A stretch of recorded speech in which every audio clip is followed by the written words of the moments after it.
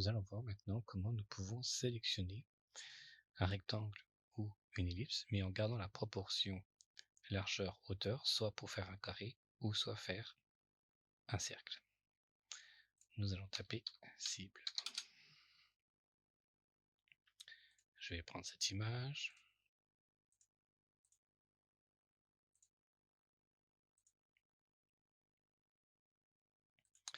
Je vais l'ouvrir dans Photopea. Et comme tout à l'heure, donc je rappelle, vous êtes dans le menu affichage règles si vous ne voyez pas vos règles. Je vais mettre ma tangente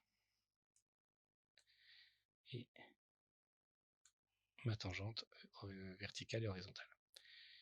Je maintiens ma souris enfoncée. Alors bien sûr, je choisis l'outil ellipse. Je mets au croisement de mes deux repères. Je maintiens ma souris enfoncée, sauf que là, vous voyez, je suis libre de ma proportion hauteur-largeur.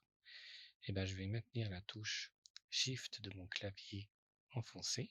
Et là, regardez, si je monte ou je descends, je conserve la proportion, une largeur par rapport à une hauteur. Vous voyez, j'ai toujours les bonnes dimensions. Et là, sans me préoccuper, je sais que je vais faire le cercle parfait, qui fait 340 par 340. Je lâche ma souris, je lâche Shift.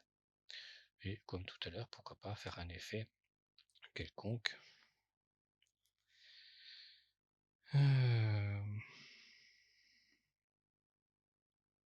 Alors sur du blanc, pas trop le choix. Non, ça ne va même pas du tout. Sur du blanc, on peut pas faire grand chose. Plutôt donc faire une couleur unie. Voilà. On va faire une couleur unie, changer la couleur. Et voilà.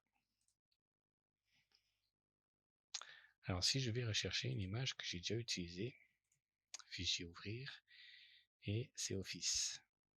Vous voyez, ces éléments-là sont rectangulaires. Donc idem, je me mets dans l'angle. Je commence à d'ici. Ah, j'ai pas pris l'outil rectangle, donc je vais plutôt choisir ma sélection rectangle. Donc je me mets dans l'angle, et là vous voyez, je suis libre, ma proportion hauteur-largeur. Je maintiens Shift enfoncé, et là je ne suis plus libre. Un pixel par pixel, je sais que je vais faire le rectangle parfait. Voilà, et là je peux faire un calque d'ajustement, et pourquoi pas choisir noir et blanc.